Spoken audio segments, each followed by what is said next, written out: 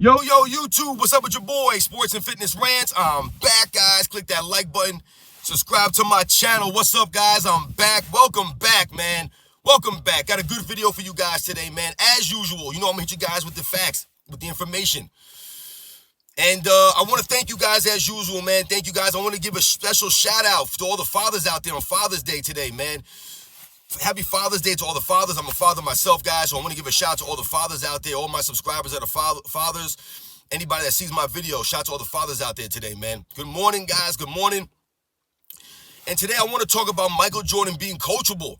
The coachability of Michael Jordan, a very underrated aspect of Michael Jordan's greatness, was the fact that he was very, very coachable. So we'll talk about that briefly in this video, guys, man. But as always, I want to thank you guys for subscribing, all your love, the videos, the comments you leave on the videos, all that stuff, guys. And I want you guys to turn the volume up, hit that play button, do whatever you got to get going on, guys. You know the deal, man. Listen to my voice. I know my videos aren't that entertaining to watch, but listen to the information I got to tell you guys, man. So turn that volume up, hit that play button, and let's roll.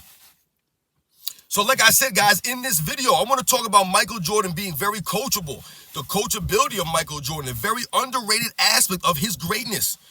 You know, oftentimes we talk about Michael Jordan and we talk about the stats and the accolades and, you know, the eye test and all these things, but we rarely talk about Michael Jordan being coachable. And what does that mean? And what do I mean by that? And why is that important? So we have to think about Michael Jordan in college, guys. I think that's where we have to start, about Michael Jordan at North Carolina being coached by Dean Smith. And why do I start there? Because many times I hear people talk about Michael Jordan's college career, and they talk as if Michael Jordan wasn't that great of a college player, and they'll point to his stats and things like that. But when we talk about stats and we talk about Michael Jordan's college career, we have to think about who he was being coached by and who he played for, which was Dean Smith. And North Carolina ran a system in North Carolina, right? They ran a system there. It was more team-oriented. So we all know that Michael Jordan was being, you know, quote-unquote handcuffed, so to speak, a little bit at North Carolina. He wasn't really allowed to reach his full potential. He wasn't allowed to spread his wings, right, guys? But that goes to Michael Jordan being coachable, right? He learned to play in that system because all that mattered to Michael Jordan was getting better, right? He wanted to get better. He wanted to win. He was a winner. And at North Carolina, they did that. But when people talk about Michael Jordan's numbers in college, that was one of the reasons why Michael Jordan didn't have all these crazy, outstanding numbers or individual numbers, because he played in the system at North Carolina, right? So we have to understand that right there. And how do we know that? Well, when Michael Jordan went and played for Bobby Knight for the Olympic team, right, in 1984, Bobby Knight was quoted as saying that Michael Jordan was the greatest basketball player he had ever seen. Before Michael Jordan even played a minute or a second in the NBA. I've talked about this story many times. You guys know about that story. And why did he feel that way? Because he watched Michael Jordan every day in practice. He coached him. He saw the greatness. But in the Olympic team, Michael Jordan was allowed to lead the team. He was allowed to take over and play a little bit more freely than he was at North Carolina.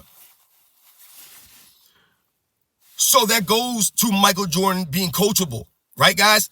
I've told you, every coach that he's played for, these guys say the same thing, right? He's very receptive, right?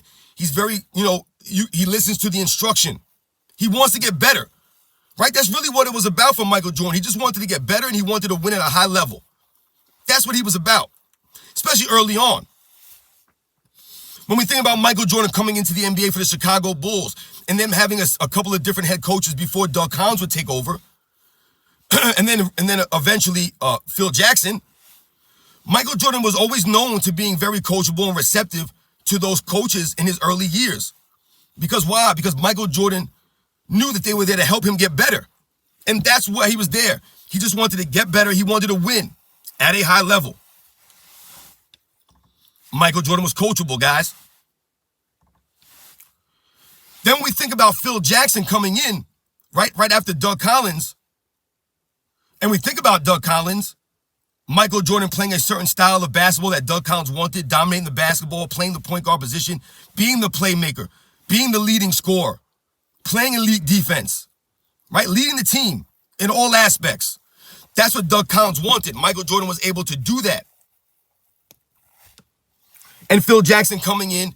And you have to understand, a lot of times when we think about Phil Jackson coming in and people talk about Phil Jackson, yes, Phil Jackson was a great coach, but we have to remember that when Phil Jackson came onto the Bulls, guys, during the 1989-1990 season, Phil Jackson was a rookie head coach. He had never coached in the NBA before. And that the year before, Doug Collins had taken the Bulls to the Eastern Conference Finals for the first time.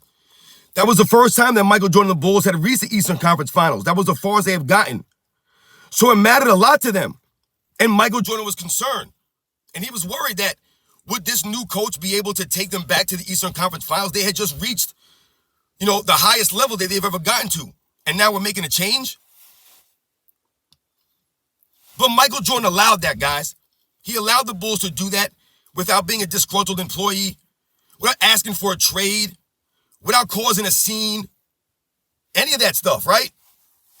Michael Jordan was able to do that, be the leader, and allow Phil Jackson to implement the triangle system, essentially taking the ball out of his hands, where you would think a lot of people would have been upset about that and they would have made a big deal, but Michael Jordan didn't do that. He was willing to give it a try. He was coachable, guys. Told you, a very underrated aspect of Michael Jordan's greatness was the aspect that he was coachable. He allowed a rookie coach in Phil Jackson to come in to prove himself. He allowed him to prove himself. And I think that's very underrated about Michael Jordan. You think about him at North Carolina, like I mentioned earlier, guys, he could have been disgruntled there. He could have been mad at the way that, he wasn't getting the ball as much, or he wasn't having the individual shine, so to speak. But let's not forget, Michael Jordan was a two-time college player of the year in North Carolina. He was a very good college basketball player. Despite what people might say about his quote-unquote stats, Michael Jordan was very good in college. But when he was allowed to spread his wings, when he was allowed to shine like he was in the Olympics, like he was when he came into the NBA, to be himself, to let his creativity take over, that's when he became Michael Jordan. But along the lines, Michael Jordan was receptive to his coaches. He respected his coaches, and he allowed them to coach him and his teammates, especially someone like a Phil Jackson. He allowed Phil Jackson to come in and bring a different style in, right? Phil Jackson was a different kind of coach.